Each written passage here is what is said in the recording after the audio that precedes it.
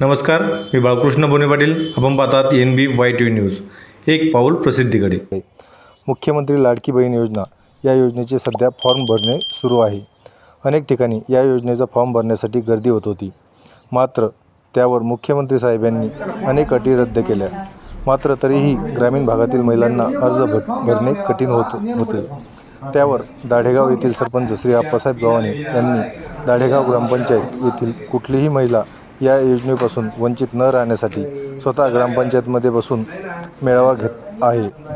महिलांना मार्गदर्शन करीत आहेत. जालना जिल्ह्यातील अंबड तालुक्यातील दाढेगाव येथील ग्रामपंचायतमध्ये आज दिनांक 13 जुलैपासून मुख्यमंत्री लाडकी बहीण योजना या योजनेचे ग्रामपंचायत मार्फत फॉर्म भरणे व मार्गदर्शन करणे सुरू आहे. यामध्ये दाढेगावचे सरपंच श्री आप्पासाहेब गव्हाणे हे स्वतः तिथे बसून फॉर्म भरून घेत आहेत.